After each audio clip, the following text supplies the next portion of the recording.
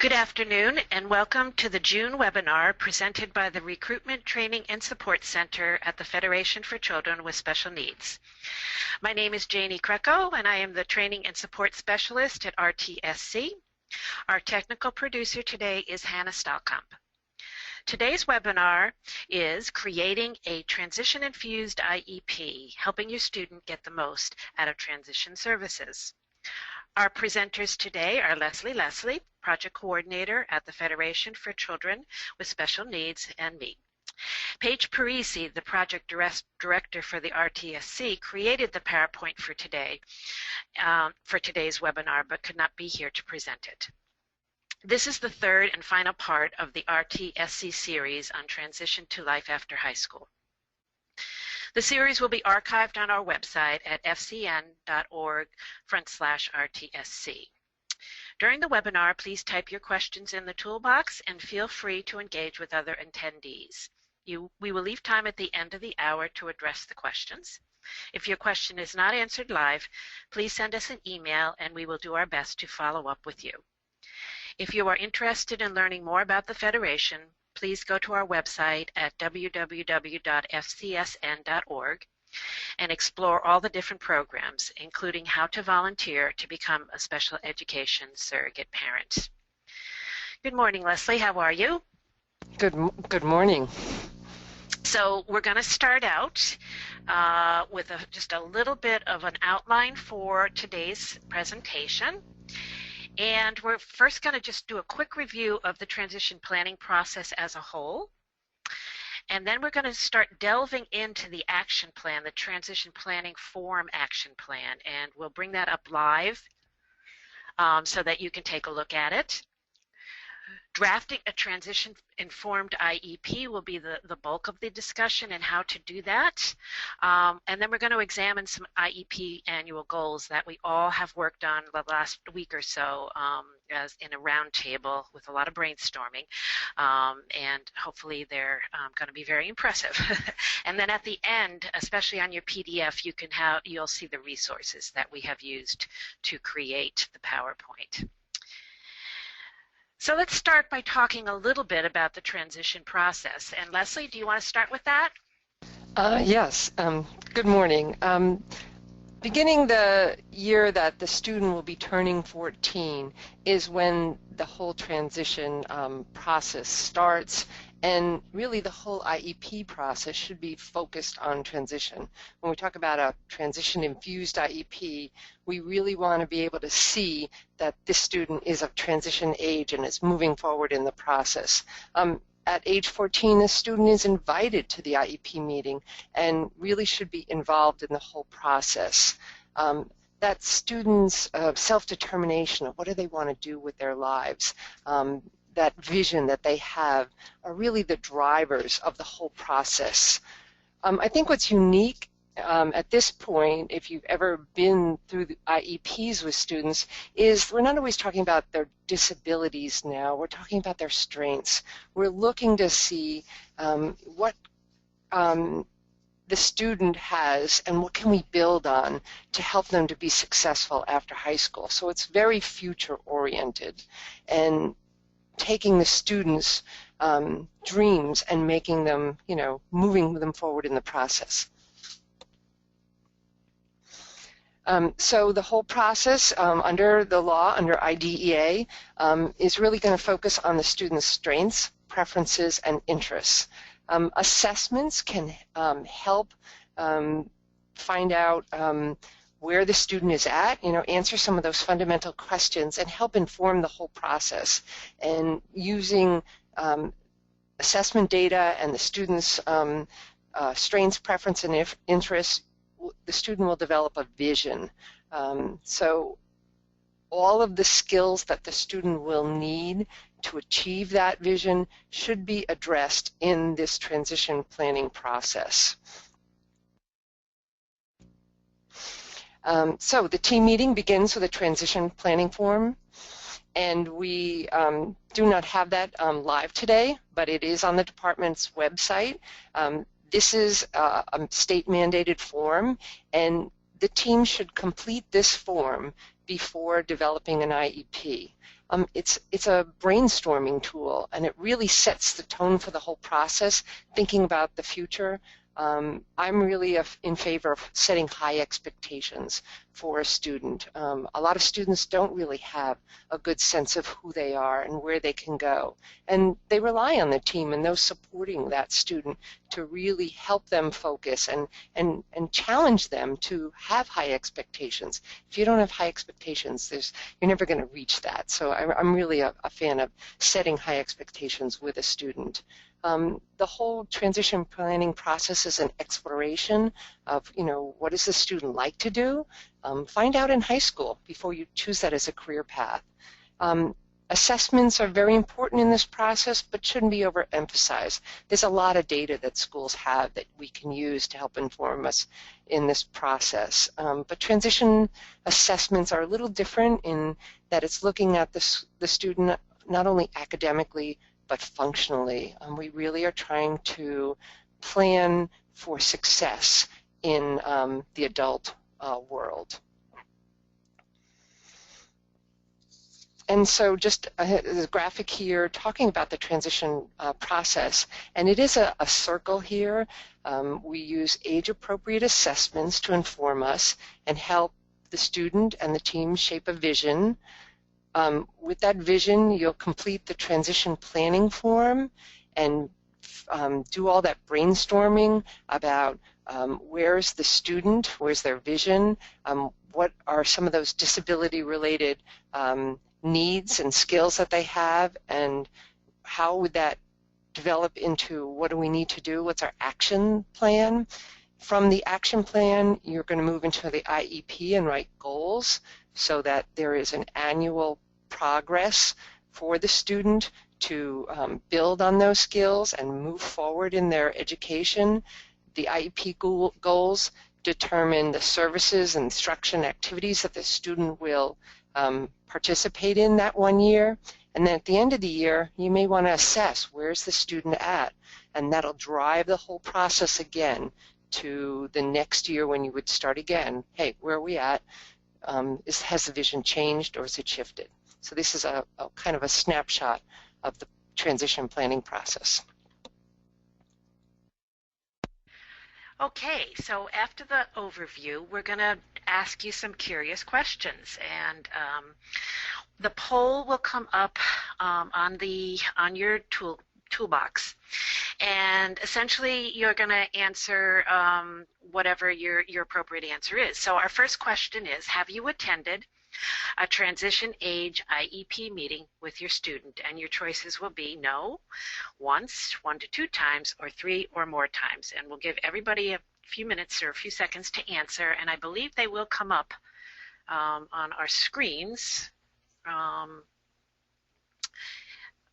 I think that the poll has to be done before that we can just share the screen. That's what it says, Hannah.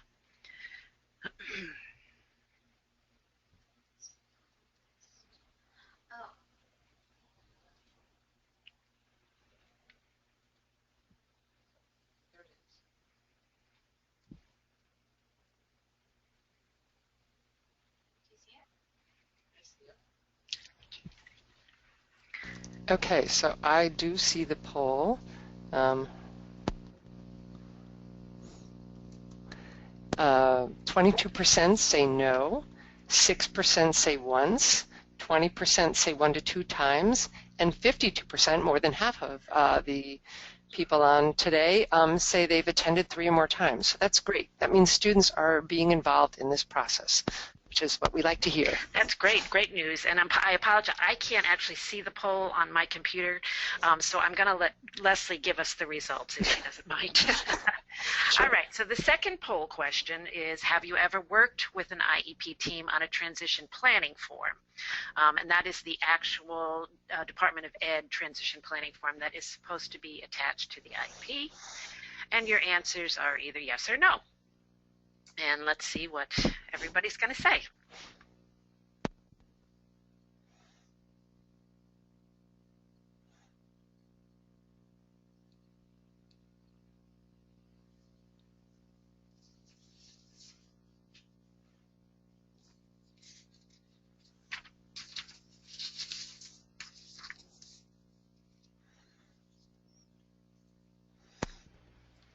Okay, here I am with the response. 52% said yes and 48% said no. So I guess I'm pleased that more than 50% said yes, but I'm a little concerned that people working with transition aid students have not worked with the transition planning form. And the fact that it's a state mandated form that the Department of Ed says that must be completed first to allow the brainstorming and the discussion of the students' strengths, preference, and interests. So I think that's where we have to kind of move towards, is so everybody can say yes.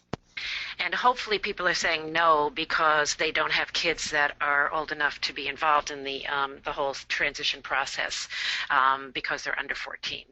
And just a little piece of advice for the SESPs out there. 14 is the mandated age that you must begin by law to start the transition process, but it can begin earlier. And it would probably be a good idea to discuss that with the IEP team for kids that are in the custody of the state, maybe prior to 14, and maybe as soon as they hit preschool. I always say because they're going to need a lot of help to transition to adulthood. All right, well, we have a beautiful graphic here that Paige made for us, and it's essentially a conglomeration of all of the things that are happening for these kids, and how to put all of this planning into action. And in the middle, of course, is the student. It's always student driven, and the ultimate part of this is the vision. The vision will drive the IEP. The vision should always drive the IEP for kids, but after 14 especially, the vision for the future, or the vision for post secondary life should be driving the IEP. And it's a combination of what skills are needed, what are the disability-related needs, what are the goals that are going to be written into the IEP in order to attain that vision. Now, for any student, whether they're on an IEP or not, this is a good graph to go by. Some kids don't have disability-related needs, but they are going to all need skills, and they're all going to need goals, whether they're written on an IEP or not, to attain their vision for the future. So I love this, and thank you so much, Paige, for making this. The action plan itself it's a very simple piece of paper. It's 2 pages, and it has 3 parts of it that have to be considered. And the first part that you're always thinking about as far as transition planning is instruction. What academic skills or what kind of training in the high school or even before high school will the student need to achieve that vision that you and your student has created? What kind of a learner are they? Are they visual learners? Are they hands-on learners? Are they learning delayed? You have to take that into consideration to figure out what kind of instructions the student will need to achieve that vision, what accommodations are needed. So all of these things, of course, are all wrapped up in our favorite things on the IEP, which are the PLEPs, present levels of educational performance A, which is the academic piece, and the present levels of educational performance B, which are the non-academic areas of concern.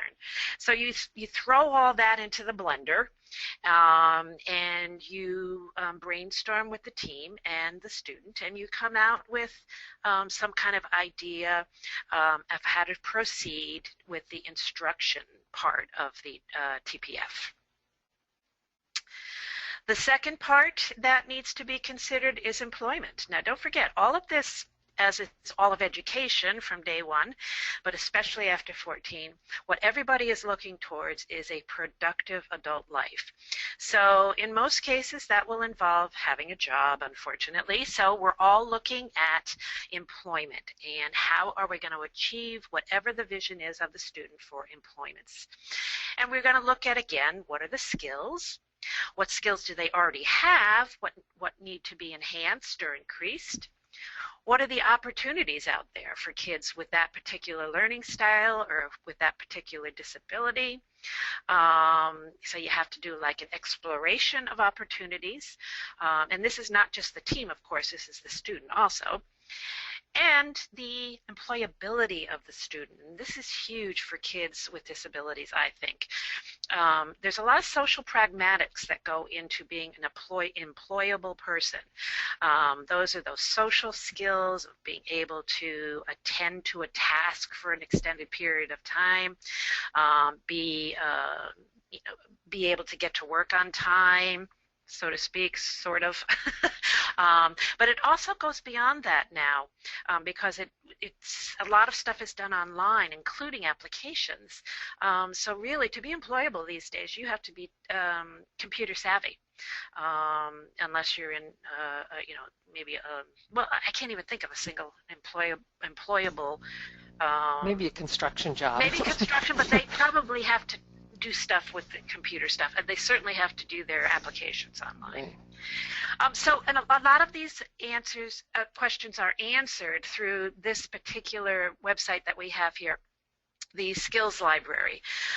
It's a great site. We did take a look at it last month. It has a lot of different brainstorming ideas for the different places that kids can think about being employed, and what the skills are that might be needed, and what are those soft skills or social skills that will probably be important in order to be employable.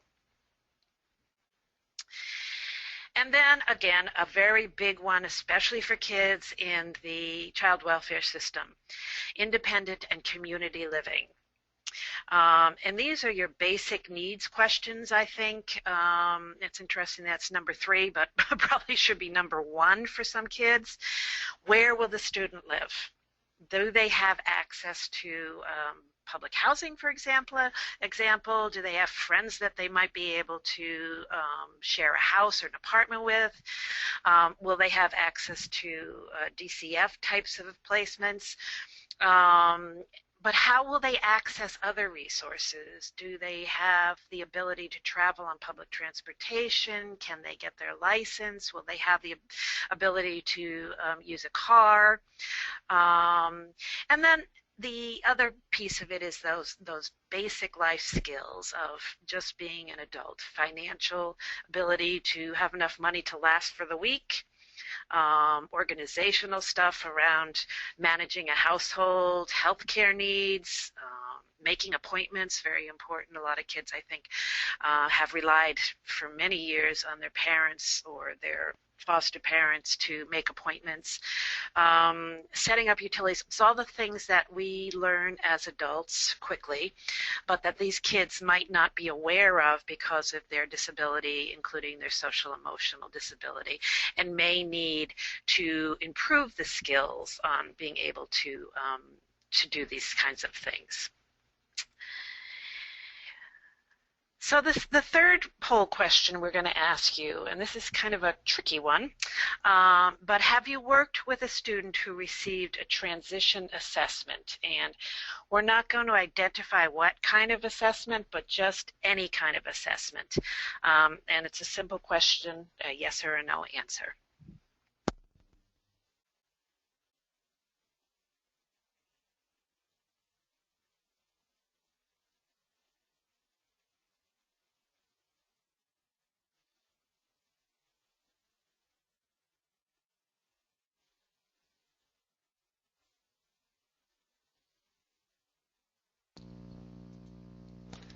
So I have the results from our poll.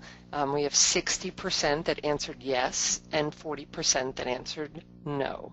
And so we're going to speak a little bit more about what is a transition assessment, but really any assessment that occurs after a student turns age 14 should be considered with an eye on their future. So it should have that transition lens on all assessments at that point. So now we're ready to move on to creating an IEP. When the team finishes the transition planning form, identifying the vision, the students' disability-related needs, and creating an action plan, That's what it really is. It's just a planning form. And for anything to legally occur and be accountable in the student's educational record has to move over to the IEP. So that the transition planning form is just a planning form. I want people to realize that. Anything that legally has to occur needs to move over to the IEP.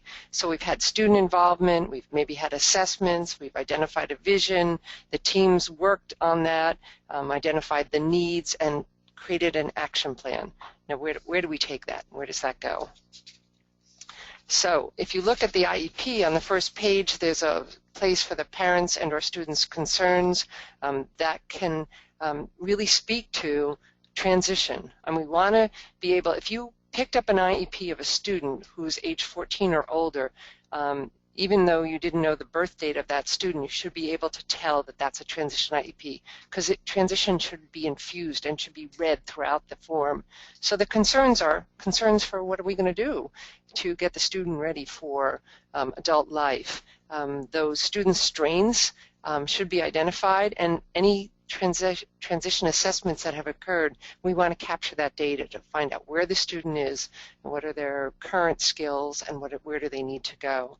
And that vision statement from the transition planning form should be copied directly onto the IEP, because it's really all about the student's strengths, preferences, and interests. On the PLEP A, we're going to look at how the disability affects the student's progress, but you need to focus your academics on areas that might help the student achieve their vision.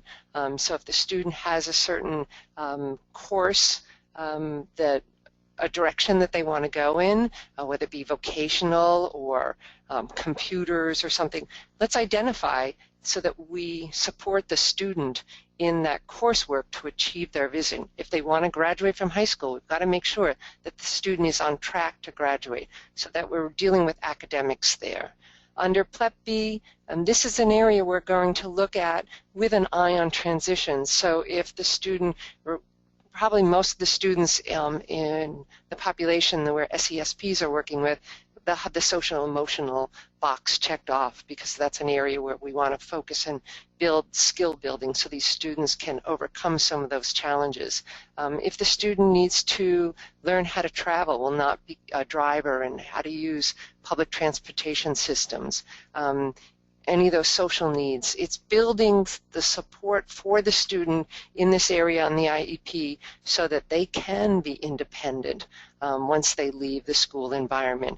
Then they can be integrated into the community. And this is a perfect opportunity to check those boxes in PLEP B and to provide the supports and services that that student needs that have been identified to have them be successful towards their vision.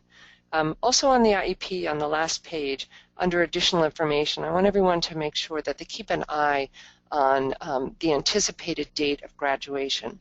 Graduation means when the student exits high school. They could either be receiving a diploma or aging out at age 22. And I know, working with families here at the Federation, it's a surprise for a lot of families that they didn't realize that their student was on track to graduate or not on track to graduate. So I think you need to look at that date, and at any point you feel that the date isn't appropriate, that for some reason the student is not progressing effectively to be able to exit school successfully, then I think that should be addressed at a team meeting. So just keep aware of that expected date of graduation so that you and the school are on the same path and with the same understanding of where you're going. So we have the student's vision. Hopefully we've identified the skills that that student needs to achieve that vision. We've identified their disability-related needs, and we're going to move now into writing goals for a student.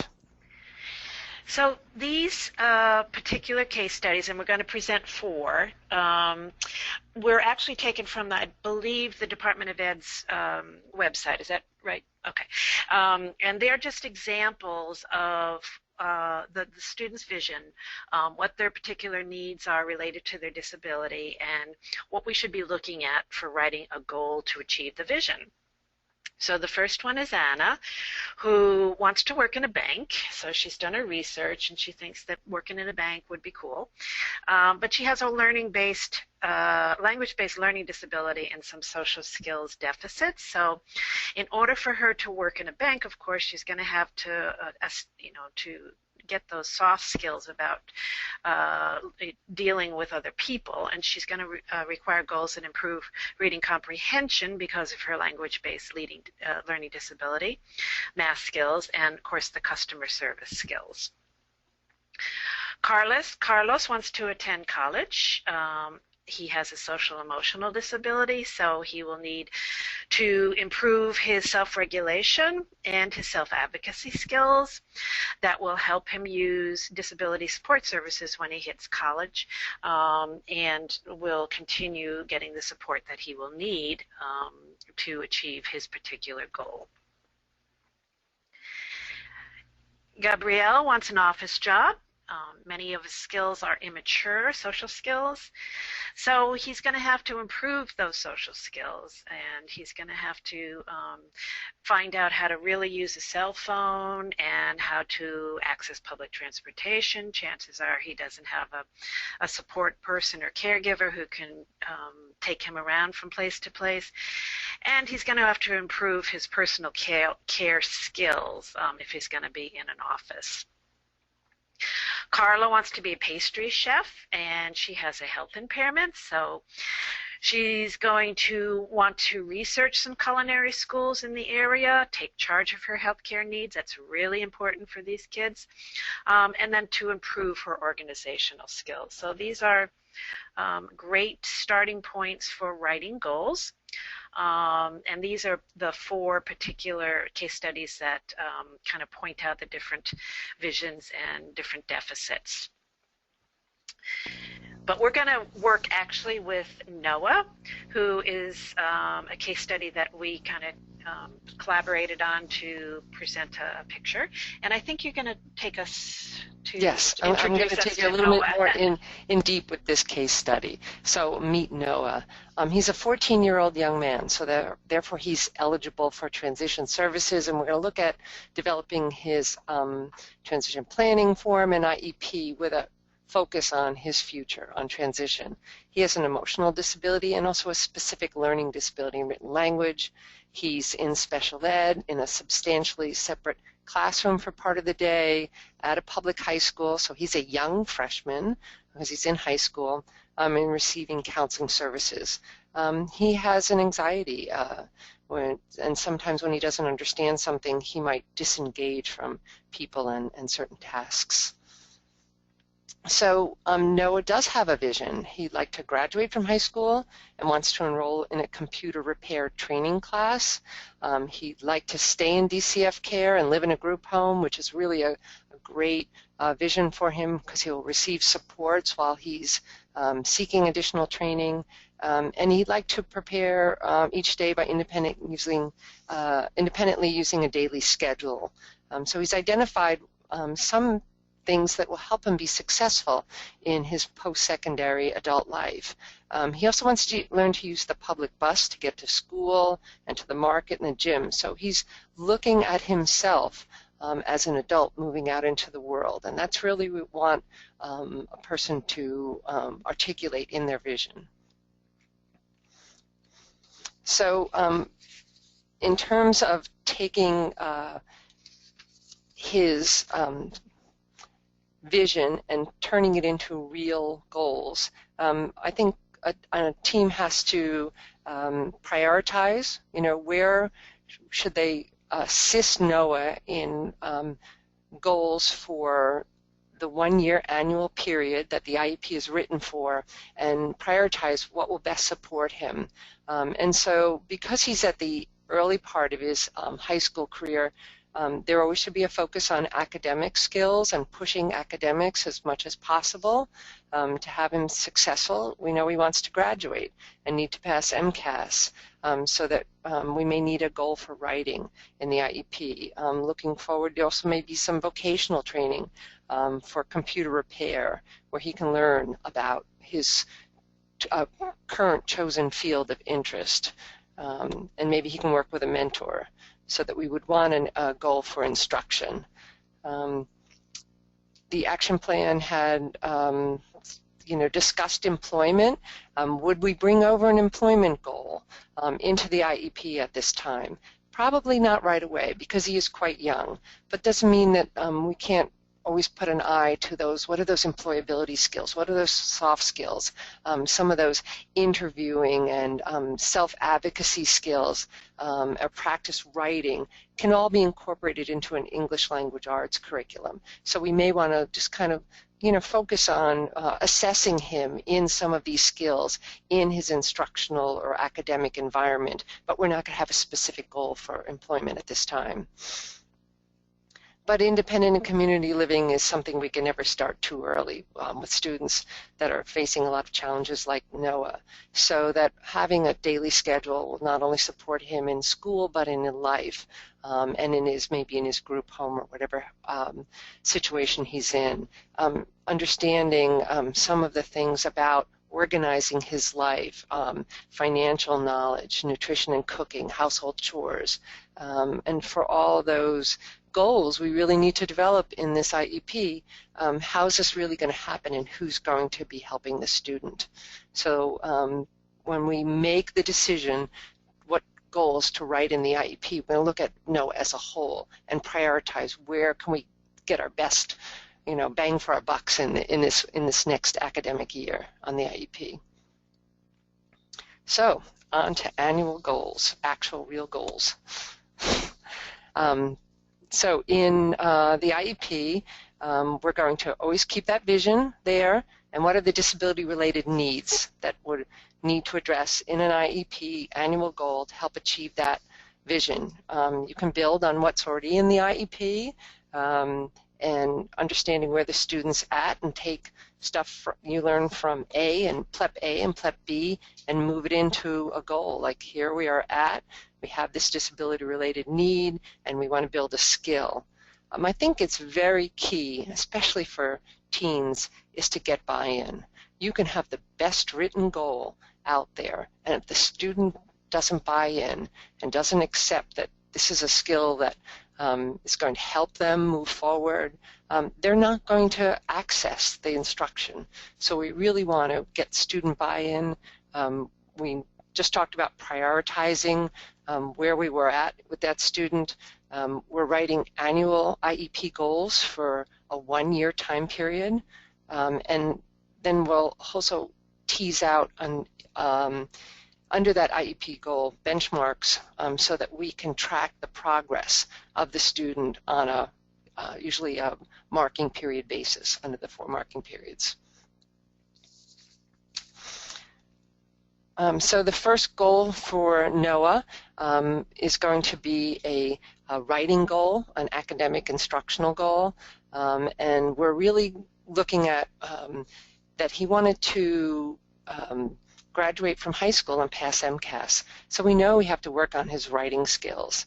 And so the annual goal that he will produce independently a written essay, 4 paragraphs of 4 to 5 sentences.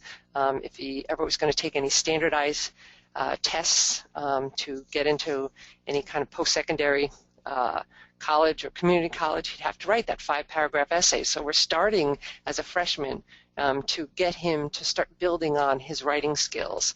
And so we're looking at an annual goal of 4 paragraphs of 4 to 5 sentences, and then completing at least 3 writing assignments per quarter. And this will probably be done in his English language arts class. And looking at a positive grade on that, an 80, based on the classroom writing rubric. So he's going to be using the tools that are already embedded in his academic class to move forward in his personal goal. And the benchmarks are broken down by the marking period quarters. So in that first quarter, we're asking him to brainstorm and independently compose 2 paragraphs of 3 to 4 sentences. It's a little less than the annual goal, but we're building. So we're having less of an expectation in the early part of the year to allow Noah to kind of start to learn and build on success. We don't want to overwhelm him in that first marking period. switch to the next marking period. By the end of the second quarter, we're now going to kind of bring in another tool for Noah, an editing checklist, so that even though he's just beginning to write paragraphs, we also want him to know that it's got to be correct. People have to be able to read it. And so we're looking for spelling and punctuation and grammar errors. And now he's working with 3 paragraphs and trying to develop his writing skills and ultimately have a better written product. By the end of the third quarter, we're going to try pushing him into a 4-paragraph essay using the strategies and the writing rubrics. At this point, if Noah is not progressing, we'll know, and we can maybe adjust the annual IEP goal or increase the amount of maybe tutoring or other types of supports and services to help him reach that annual goal. But by breaking it down by marking periods or quarters, we can see his progress and we can measure how well he's doing towards that annual goal. And so by the end of that fourth quarter, he's going to independently complete that 4-paragraph essay of 4 to 5 sentences with, a decent grade. That's our goal. And we've broken down this annual instructional academic goal in writing so that we can see Noah progress and be successful. Okay, so let's take a look at another goal that Noah has. And remember, all goals now are considered transition goals. So these are, we're going to kind of approach his anxiety in the classroom, and then maybe he will be able to generalize it out into the community also. So the annual goal will be that he can regulate his anxiety in the classroom, stay focused on non-preferred tasks by choosing appropriate adults or peers to help him during times of confusion or inability to understand what is expected from him. So if you remember back a few slides, we talked about his inability to, when things become challenging to him, he will disengage from his task and also his peers. So we want to try and improve his skills to stay on task with appropriate help. So by the end of the first quarter, we would like Noah to be able, and I hope Noah will be able to say that he's buying into this also. This is a very, very important piece of these transition goals after 14.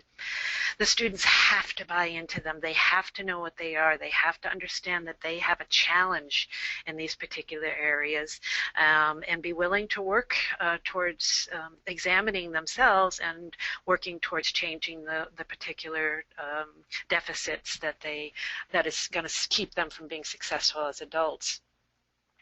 So by the end of the first quarter, he'll be able to rate his level of anxiety by using an anxiety rubric that has been designed by both him and his counselor that he can self-administer when needed. So in other words, he has a buy-in because he's developed the tool and he also is in charge of using the tool. So right there's a lot of self-determination and self-advocacy in that first quarter, so that's great. By the end of the second quarter, he'll be able to identify his indicators of anxiety, such as the time of day, the place that he's at, particular class perhaps, the subject of the class, or the people that are surrounding him. And he'll be able to identify that at least 80% of the time, perhaps more. And he will be measuring it himself and his counselor, and he will be looking at it on a regular basis so that he can establish some patterns for himself around what is keeping his anxiety so high. By the end of the third quarter, he'll identify particular people who he feels supported and safe with. That could be adults, it could be peers, who can lend safe support when his anxiety escalates. And now this is where we bring in the community a little bit, because we want to have him do this in real time, in real life situations. So we're going to move it a little bit out of the school and now into his group home. And so we're going to identify that he's going to be working both at school and in his group home.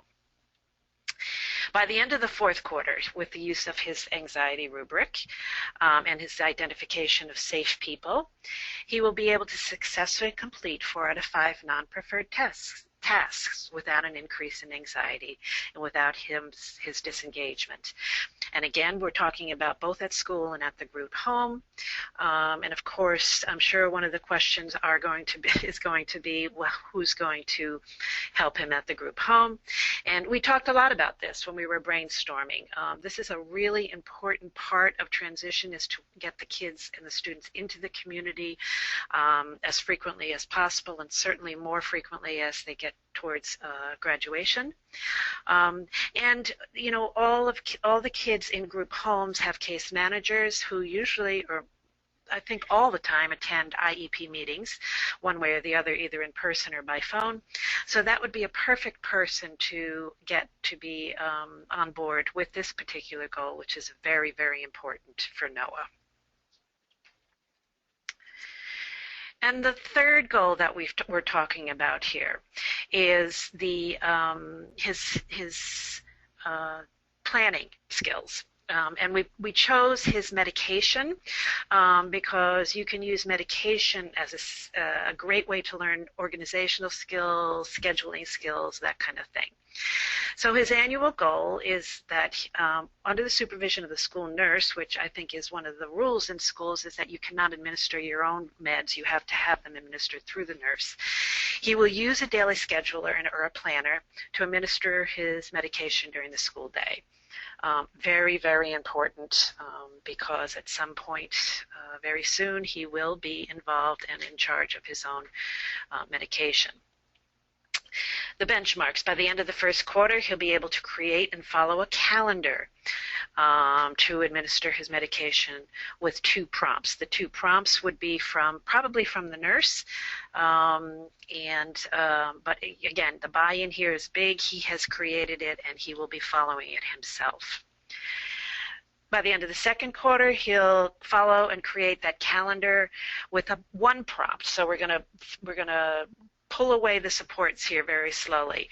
And it's not that he's going to be on his own here now for medication. There will be someone following him, I'm sure, at the group home, or the nurse will be making sure that he does take his medication appropriately, but he should start being in charge of it.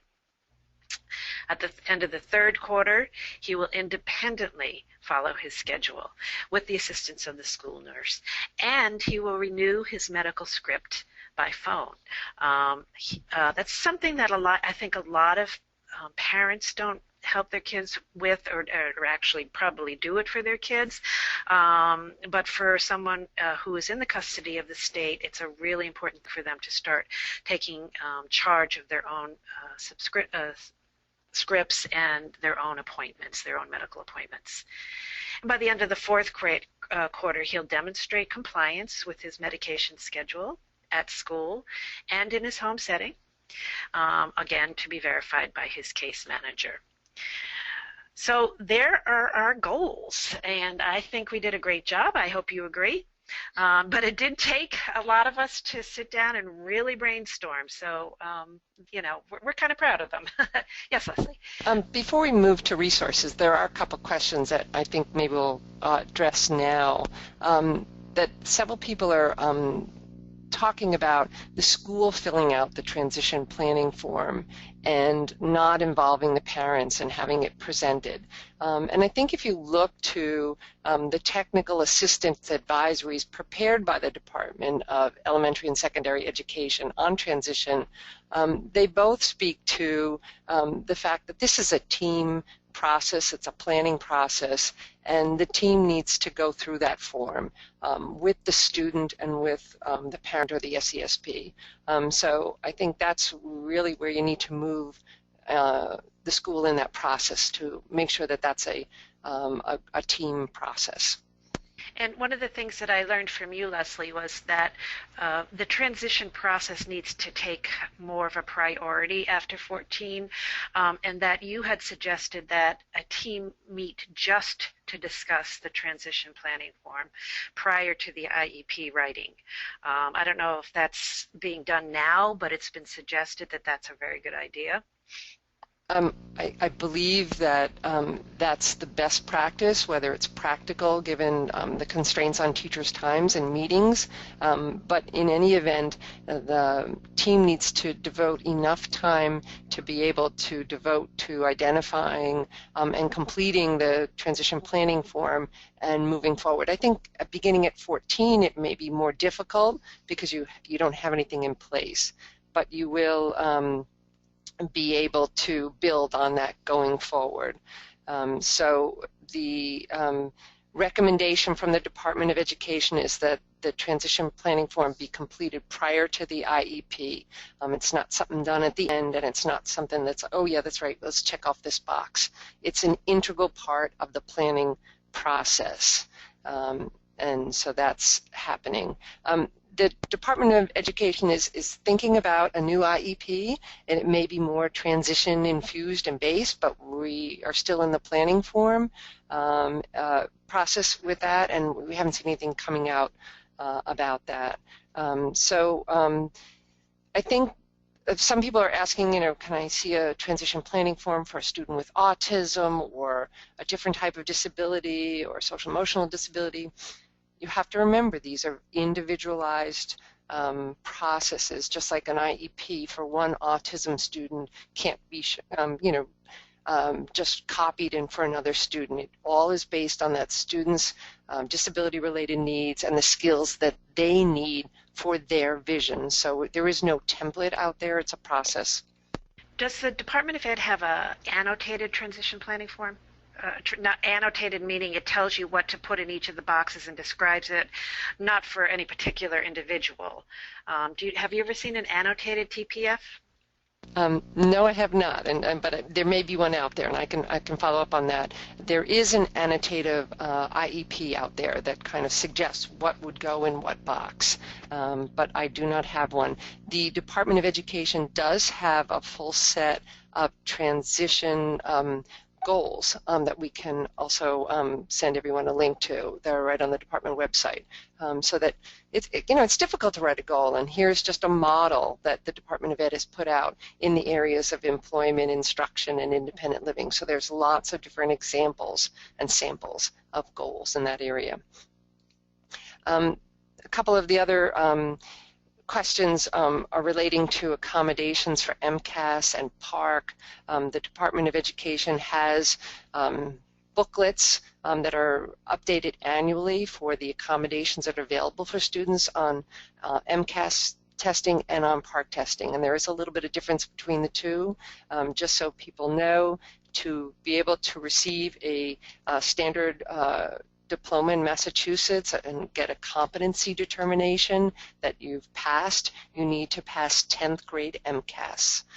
So that is the current standard, and until PARC is adopted and we move forward, right now that's the standard by which students are measured to see if they've met the expectations of the curriculum. It's MCAS 10th grade.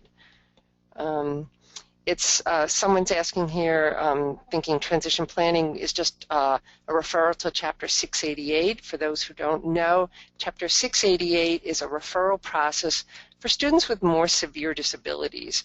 It's a planning process to identify what state agency the student may be referred to after leaving high school.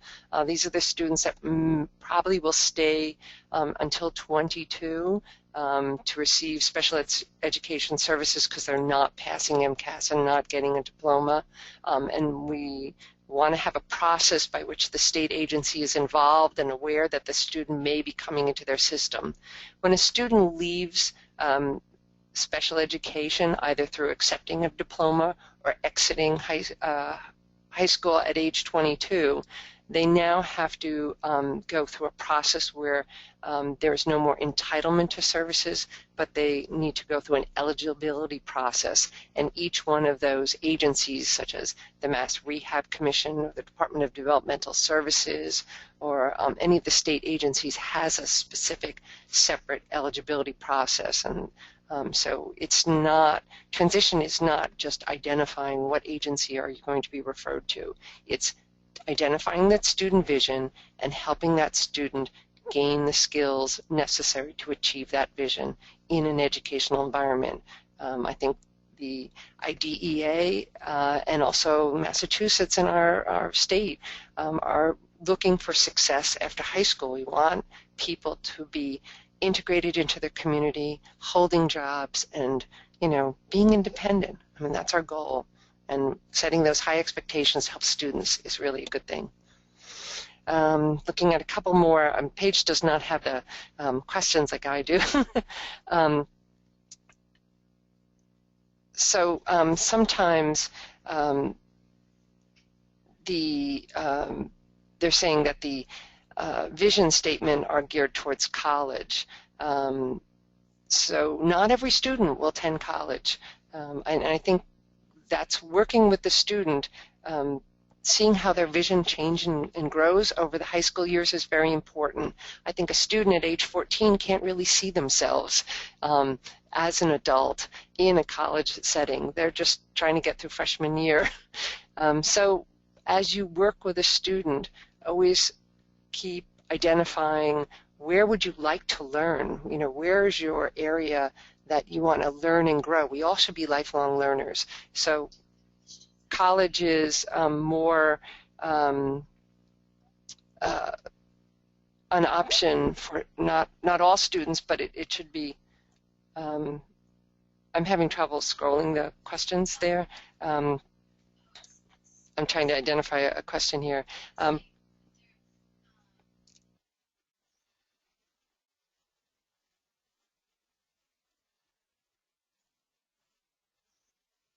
So I guess the question is more beyond college, and that really it's really driven by the student vision. So we all know that we want to identify what does the student want to do for maybe instruction after high school, what do they want to do for a job after high school, and where do they want to live, and how do they want to get around. So those are those questions that need to be at least articulated in the vision, and then in the IEP, what are the skills needed for the student to, say, gain employment in a certain field, or to live on their own, or how are they going to get around and be involved in the community. So that's really where vision is going. If you want to move to some of the resources.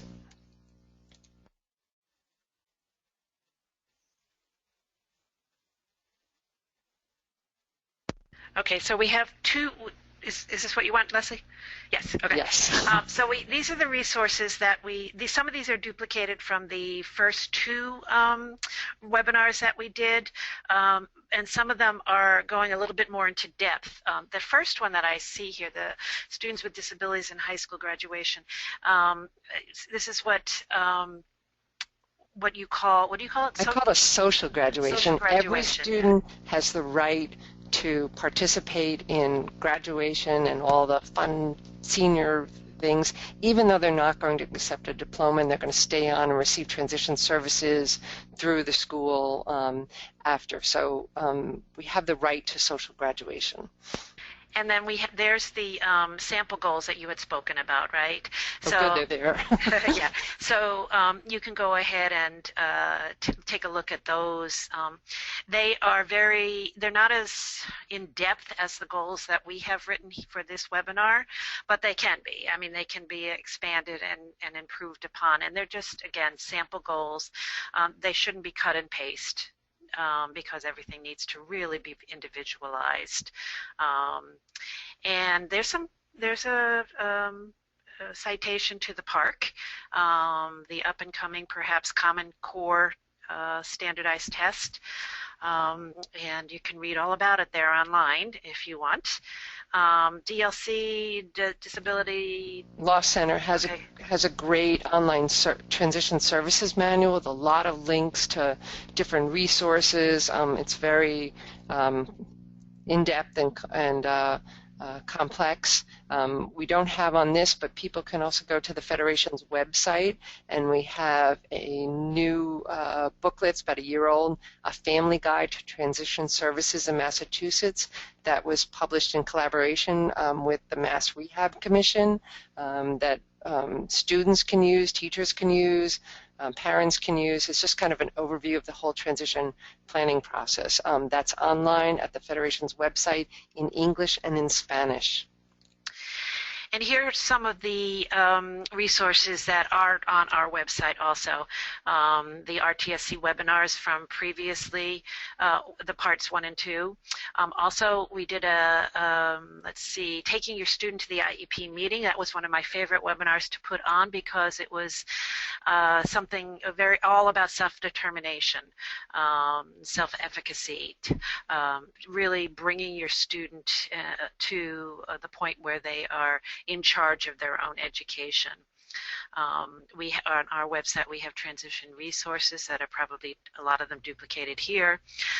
The DESE technical assistance advisories, they're always being issued. I think those are the 2 most recent on transition as far as we could tell. And then you might want to talk about planning a life a little bit, because I know you have an upcoming schedule, Leslie. Not set yet, but the Federation has a 2-day workshop called Planning a Life. It explores everything from the law on transition, the transition planning form, working with a student to create their vision. We bring in outside speakers on the topic of education, employment, and independent living. People from the independent living centers and mass rehab come in and really talk about the eligibility process and what services those agencies have. We bring in an educator to talk about assessments and writing goals. We go through a whole process. It's a much longer workshop than a 1-hour webinar, and really delves into planning a life so that a family or someone working with a student and educator can have a sense of all of the things that need to go on over the course of several years to be able to have a student have a successful outcome in the transition process. We're going to be holding them on the North Shore this year in November, in Boston, I believe in February here at the Federation, and out at Holyoke Community College in the spring. Those dates will be going up on the Federation's website shortly. But we're working on it. Okay, and so can they get in touch with you? Of course, Leslie. Leslie at fcsn.org, not just Leslie. Leslie. So you can find me. One other question, and this might be another resource that we could provide, is someone was looking for a form for an anxiety rubric. So now that you mentioned it, and they all want one, I think you have to write one, or maybe make it available for... So what I did for the anxiety rubric, a rubric is just a form. They could take all different, they look very different. Rubrics is just a word that means it's a guide, something that you can follow. And in this, I kind of envisioned, I didn't actually write a rubric, but I envisioned it being like an Excel chart with maybe 3 or 4 columns and the time and the place and, you know, some kind of a rating system. How am I feeling about, you know, right now? Am I super anxious, sort of anxious, little anxious, or not anxious at all? And it's just a simple chart. I love the name rubric because schools use it all the time. So that's what I was envisioning. If you go on Google and just Google rubric, it will come up with all kinds of forms that you can use and design for yourself. And I love the idea of a student being involved in creating their own rubric, because that's that buy-in. That's them saying, you know what, I really want to know who are the people that are making me anxious, and maybe putting their names down on that rubric so that they can, every time they see, you know, so they can establish their own patterns of behavior, and it becomes much clearer to themselves, and it's not just something that they can not control at all. So what Leslie's showing me right now are some resources for the assessment of transition skills, and I have I looked up the PIAs last night, and the PIAs are I can't, does it say what they are? Preparing Adolescents for Young Adulthood. Okay, thank you. And these are a form that's used with students who are in DCF custody of the state. But it doesn't have to be just for kids in the custody of the state. And they're available online. And they're quite extensive. Very extensive, yep. This might be another tool for people to use to work with their student doing some assessments. Yes, and that actually goes beyond assessment. That actually teaches skills. You know, the DCF uses incentives for kids to complete the modules and stuff like that. So, but they're really, really well done. You know, people that don't have kids in the custody just have, you know, just can go on and take a look at them and become informed about how to improve, especially the soft skills that we were talking about. And I know our time is almost up, but I did want to mention that we have a new transition specialist here at the Federation, Jennifer Stewart, who's also available for technical assistance. So you can email her or call her with questions about your student so that you can help navigate through this process. So thank you for learning today, and keep on learning, and we're here to help you. Thank you. See everybody next month.